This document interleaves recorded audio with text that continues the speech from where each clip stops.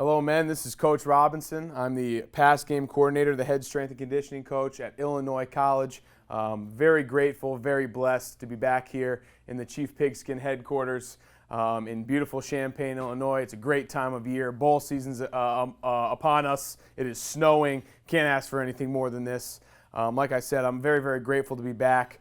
Today I'm going to be talking about a little bit of effective quarterback training, dealing with in-season and out-of-season training for success at the quarterback position.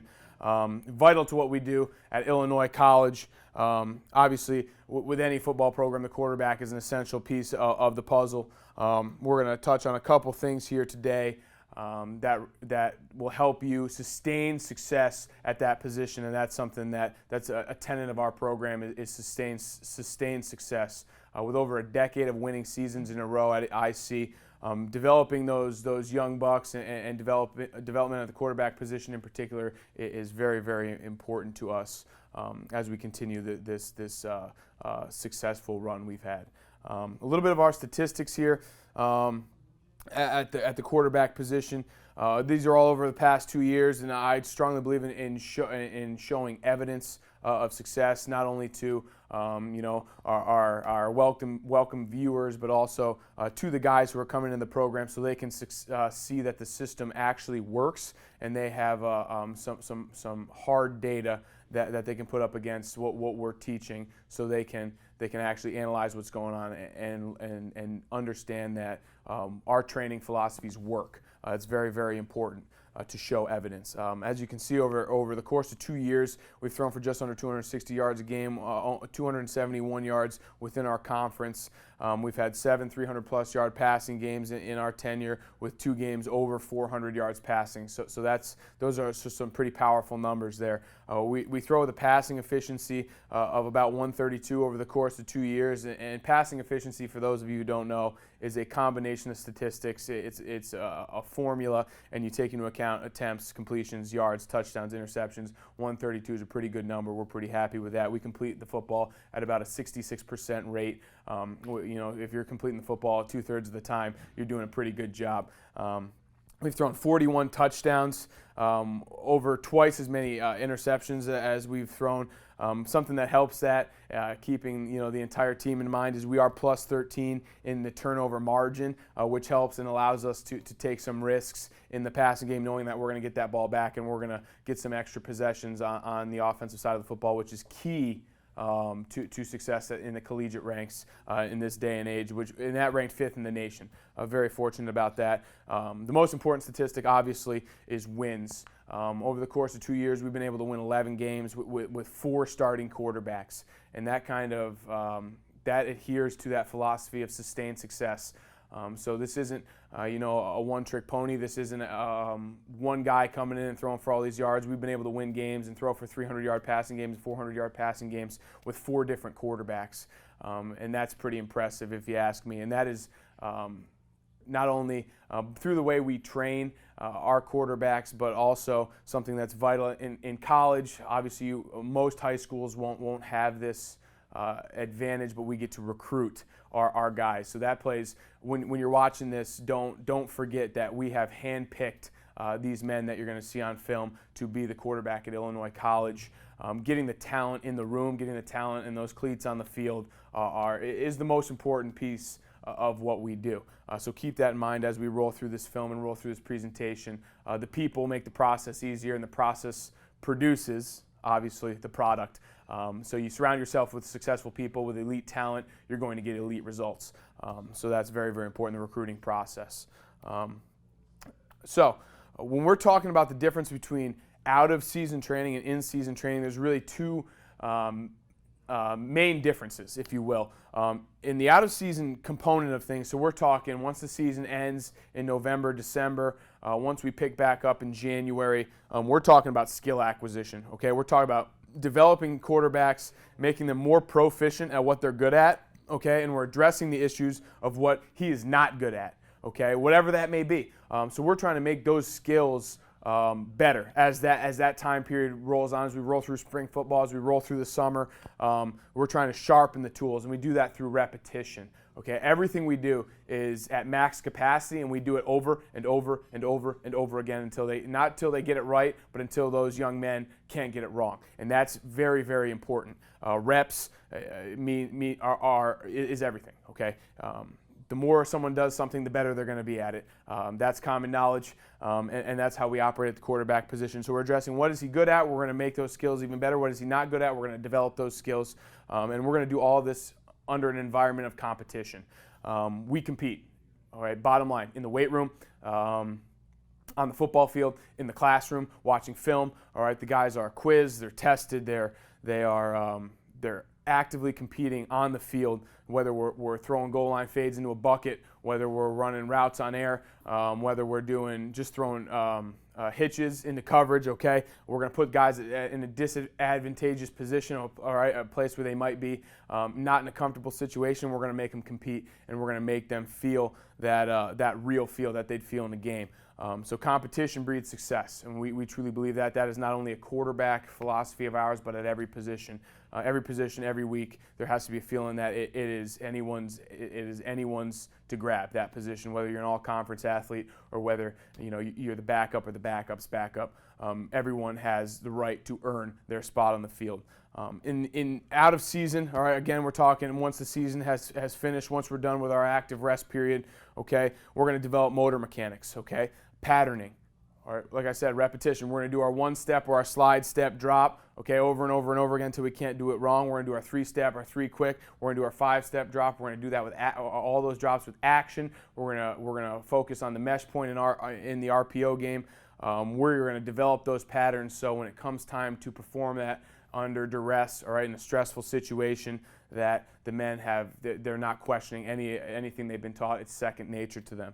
So motor mechanics are very, very important. We're going to develop a strong throwing base, okay, with our feet. All right, our instep, our back instep is always going to be pointing towards our target. So we are all righties at IC. And that right instep is always going to be pointing towards our target. So whether you're going to notice a couple clips where we're doing some quick game, we're throwing the ball to the left, we're going to keep our shoulders open to the end zone. Okay, downfield, our shoulders are going to be square to the line of scrimmage because we want that instep pointing towards our target. If we're going back to the right, we're going to swivel our hips and we're going to get that ball out. We do all of that stuff off season. All right, working that footwork. We do it all without a football as well. That's another thing. We'll worry about carriage as we get a little bit farther into the off season, protecting the football, where that football travels from pec to shoulder. But we want to develop a strong base, get that instep in the right location to throw an accurate football. Obviously, that'll set up our follow through, which will drive that ball home right down the midline.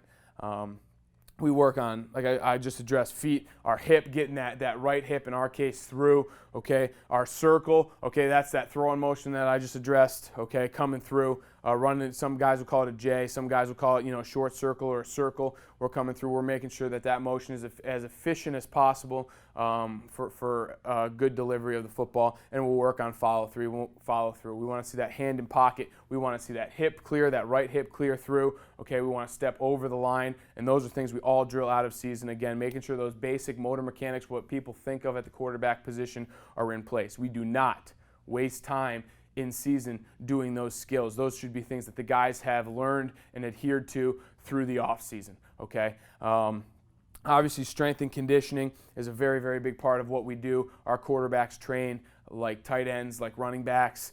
They are big, physical, strong athletes. Okay, and that's a huge component of what we do, not only at the quarterback position, but obviously program-wide. Very, very important. And those quarterbacks are treated no differently in the weight room than any other player. They are expected to lift weights. They're expected to do it as hard as anyone else. They are not treated specially because of the position they play. Strength and conditioning is paramount to what we do to be strong, healthy, physical athletes on the football field. And sustainable success, that's something I've already addressed twice. We want to get guys ready to play. So as a freshman, I think oftentimes coaches we'll focus too much on the game at hand, what we're trying to get done, that drill, but we want to sustain success. So all of our quarterbacks are going to be ready at any given point in time, whether he's a first year or whether he's a senior, whether he's the first string kid or the third or fourth string kid.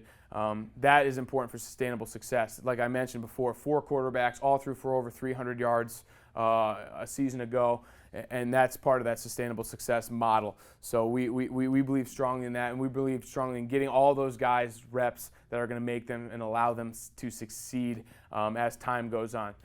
Again, that readiness, very, very important. Ready to attack the day, ready to attack the game with a vigor. Now, we compare that to in-season training. Obviously, week to week, our focus is winning the football game. Okay, what are we going to do that's important right now? Okay, what do we have to address? What do we have schematically involved in the game plan? Which of those mechanics that we talked about are going to be very, very important? Are we going to run a lot of quick game? Are we going to run a lot of 5-step? Are we going to do a lot of action pass? Are we going to do a lot of play action? Are we going to do a lot of RPO? Those are things that we are going to focus on during the week. Like I said, the mechanical part of things, throwing motion, I don't touch the quarterbacks from the chest to the chin at all during the season. Okay, that stuff should all be addressed. Okay, it's not a camp.